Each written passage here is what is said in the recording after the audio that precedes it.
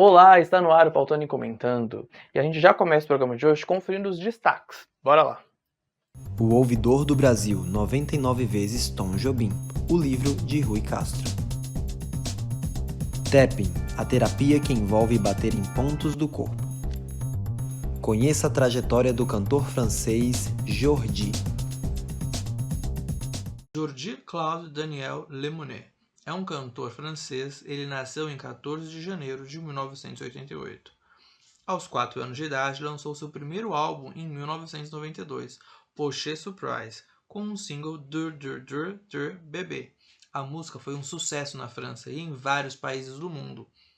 A faixa chegou a entrar no livro Guinness Records por ser o cantor mais jovem do mundo a ter uma canção número 1 nas paradas.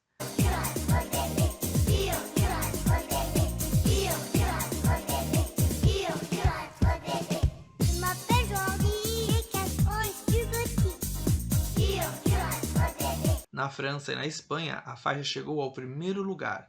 Na França, inclusive, ele ganhou o disco de platina com mais de 700 mil cópias vendidas. Nos Estados Unidos, a faixa também foi um sucesso, alcançando o 11º lugar. E na Bélgica e Áustria chegaram ao 3º lugar.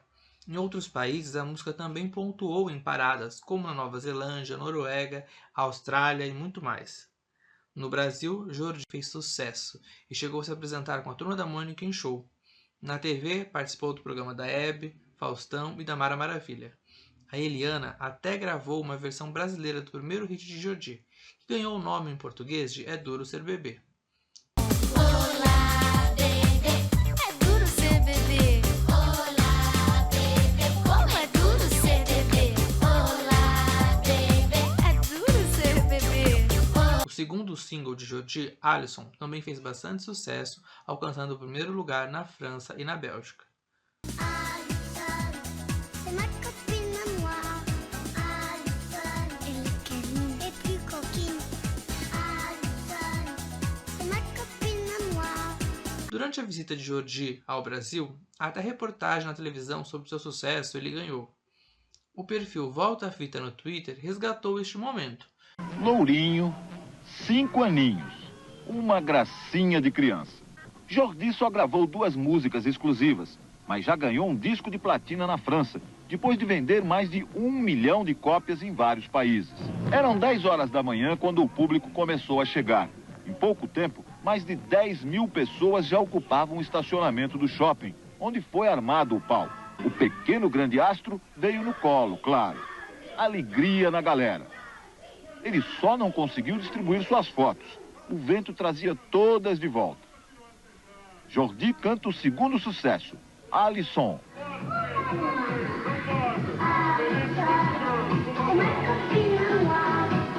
Uma bela francesa de 27 anos canta e faz todos os gestos iguaizinhos na frente do palco. É Patricia, a mamãe do garotinho. E ele quase não tira os olhos dela. Patricia explica que Jordi sempre foi muito ligado à música desde bebê. Nunca teve professor e canta porque gosta.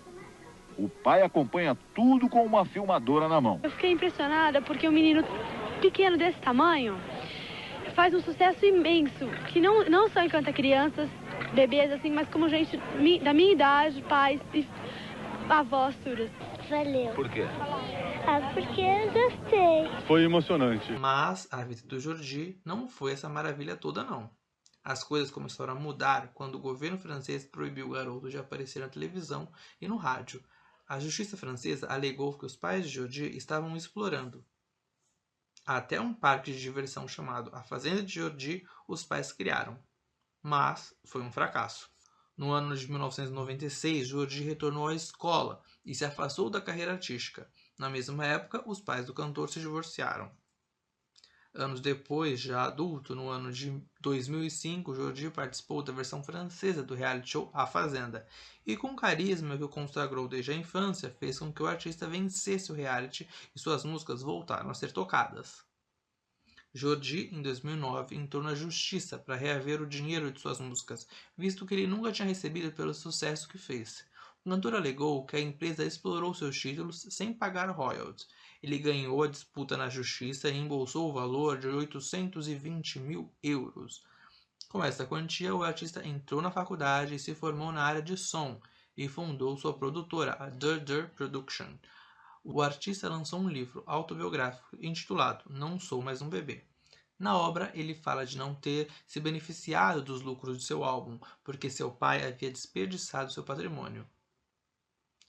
Jordi chegou a ser vocalista da banda Jordi & Dixes. Atualmente ele é casado com Marion Lestat, gerente de uma mídia francesa. E juntos eles têm 2 filhos. Jordi não expõe seus filhos nas redes sociais e nunca revelou os rostos deles. O engenheiro Jorge Jimenez concilia a profissão de exatas com a paixão pela arte. Ele lançou o livro Bichos de A a Z, um livro infantil escrito pelo poeta. Em cada página do livro, uma parte do animal é mostrada com pistas com versos poéticos para ajudar os pequenos a adivinharem quem ele é. O escritor conversou com a gente e respondeu como surgiu a ideia do livro. A ideia do Bichos de A a Z surgiu numa viagem.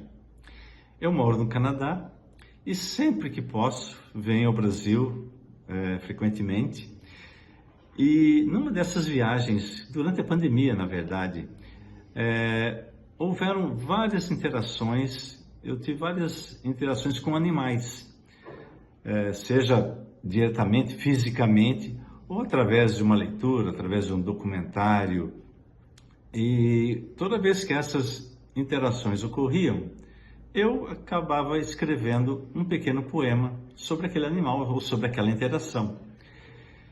E eu escrevi esses poemas num formato chamado Quadra Quadrada, que eu criei, que são pequenos poemas de 4 versos, 4 linhas apenas, e 4 sílabas poéticas. Daí o nome Quadra Quadrada, é um 4x4. Né?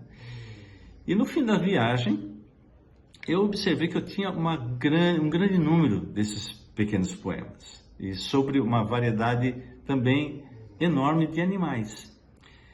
E esse formato é um formato simples, né, para o público infantil ler e entender. E dessa forma eu propus a minha editora, porque eu achei isso algo que as crianças iriam se beneficiar. E a editora acatou a ideia e inclusive sugeriu que nós mudássemos o formato, propondo, como ficou no final do livro, como uma adivinhação, propor uma dica do animal num primeiro instante, com um pequeno poema, com uma ilustração parcial do livro, e em seguida revelando todo o animal com mais outras informações, outro pequeno poema sobre aquele animal. E assim fizemos, e este foi o formato final que o livro ficou, tanto em português como em inglês. E esta foi a ideia, né, original do livro, de todo o processo que se deu na criação do Bichos de A a Z. Ele também foi perguntado qual a importância de abordar poesia na infância. Olha, eu entendo que o trazer, né, o abordar a poesia, introduzir a poesia ao público infantil é de extrema importância. Primeiro porque desmistifica a poesia. A poesia, em princípio, parece que é algo só para algo complicado, né? E algo difícil de ser atingido, só alguns conseguem entender, o vocabulário é rebuscado muitas vezes, ou é muito complexo, a poesia é longa, enfim, todos esses fatores que ficam no nosso subconsciente impedem nós, até como adultos, né, que não fomos expostos à poesia em nossa infância, de não apreciarmos, né, a beleza e a simplicidade que a poesia traz.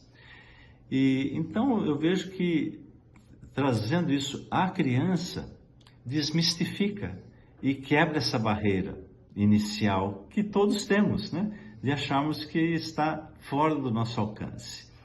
Então essa foi uma das razões de eu trazer o Bichos de A a Z num formato poético, num formato simples, né? São poemas pequenos que dão à criança e motivam a criança não só a ler a poesia e ver que não é um bicho de 7 cabeças, é algo gostoso, algo divertido, E o livro, inclusive, incentiva, motiva ao público infantil também a escrever o seu poema. E no final do livro ele fala, certamente alguns dos animais que o leitor, que você tinha em mente, não apareceram no livro. Então faça uma lista e escreva um pequeno poema sobre eles. Então esse foi o meu objetivo, motivar o público infantil, a criança, não só a apreciar a leitura, mas também a compor uma pequena poesia, a compor o seu poema, e assim desmistificando, quebrando essa barreira do leitor com a poesia e fazer uma coisa, algo integrado, parte da sua vida, da sua vivência. A gente vai fazer agora um rápido intervalo, mas o Pautone Comentando volta já, então não saia daí.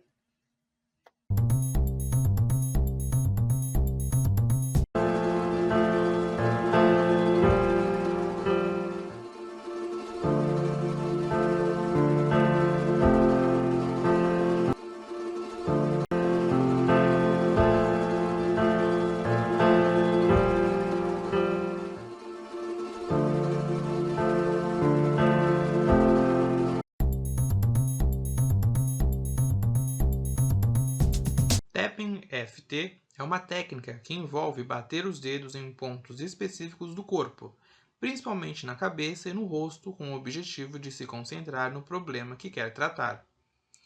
Desde dores físicas e angústias emocionais, a terapia foi criada pelo engenheiro Gary Krang, inspirado na terapia de pensamento do psicólogo Roger Callahan.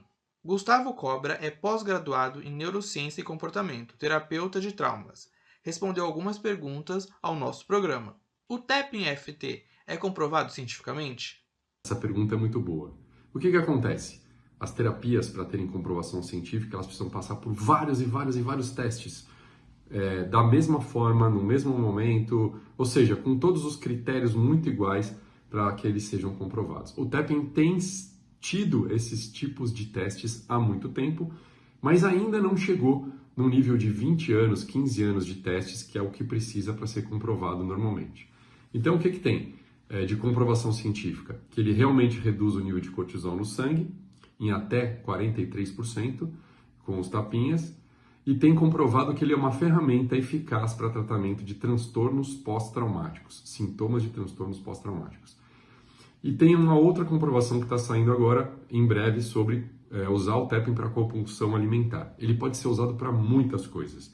Então essas comprovações, elas estão saindo aos poucos, porque são testes que precisam ser feitos ao longo do tempo. Para quem quiser se aprofundar mais e saber sobre todos os testes que estão sendo feitos e todos os resultados que estão sendo obtidos com o tapping, você pode ler o livro A Ciência por Trás do Tapping, da Petra Stapleton. No meu livro, eu cito algumas pesquisas também, Poder na Ponta dos Dedos. Tá? Eu ensino sobre neurociência, sobre o tapping e outras coisas mais. Você vai encontrar essas informações. Cada vez mais a gente tem comprovações de resultados desses testes, mas a gente não pode considerar cientificamente comprovado, porque esses testes têm que ser repetidos durante anos e ter o mesmo resultado. Aparentemente, parece ser uma técnica inofensiva. O paciente pode fazer sozinho ou é necessário o acompanhamento de um profissional? O tapping, você pode se auto-aplicar, e essa é uma das vantagens incríveis do tapping. Mas é claro que quanto mais você treinar, quanto mais você se aprofundar aí na causa e descobrir aonde começou, mais eficiência você vai ter na técnica. E talvez, para começar, você precise da ajuda de um terapeuta que vai te guiando nessa direção. Pode ser online, pode ser presencial. Aí você vai se aprofundando na técnica. Todo mundo pode fazer?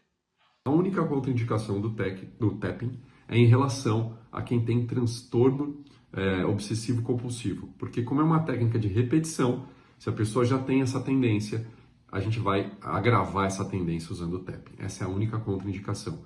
No resto, você pode fazer várias vezes durante o dia, você pode reaplicar, fazer muitas vezes, não vai ter problema nenhum, contraindicação nenhuma. Tá? Não tem essa comprovação até hoje de ter tido algum malefício sobre a técnica. Óbvio, você começou a fazer, sentiu que está acontecendo alguma alteração muito estranha, é melhor você parar e respeitar seu corpo. É sempre importante. Mas a gente não tem nenhuma indicação, nenhuma comprovação negativa do tapping em relação a isso. Eu posso também fazer eu mesmo em mim, como eu estava dizendo, outra pessoa, um terapeuta pode tocar para mim nos pontos, ou eu posso tocando nos pontos como terapeuta e a pessoa pode ir me espelhando, me copiando, me seguindo para fazer a técnica, que funciona muito bem. 30 anos da partida do artista. Tom Jobim mudou a história da música brasileira com a bossa nova e suas canções. Levou essa música para o mundo. Neste livro temos um tom por vezes inesperado e desconhecido, que emerge sob diferentes ângulos em cada crônica. Rui Castro revela fatos inéditos, histórias de bastidor e informações sobre os grandes personagens na cena musical dos anos 1950 e 1960. Um livro imperdível para quem é fã da bossa nova, do Rio de Janeiro, da literatura, do meio ambiente, da música e do Tom Jobim. Rui Castro traz em sua escrita elementos fluidos que deixam a nós, leitores, uma impressão de estarmos conversando com ele sobre todos esses assuntos que a Tom sempre interessou. Os destaques, com certeza, ficam para a relação de Tom com o meio ambiente. Ele foi pioneiro em abordar essa temática. Em qualquer oportunidade que ele tivesse, seja em sua obra ou em entrevistas, ele falava sobre o meio ambiente, o desmatamento, tudo isso em uma época em que não se falava sobre isso de forma alguma. Eu falei mais sobre o livro lá no meu blog, portalgabriel.com. Visite e saiba mais. O Pautone Comentando vai ficando por aqui. Eu espero vocês na semana que vem. Tchau!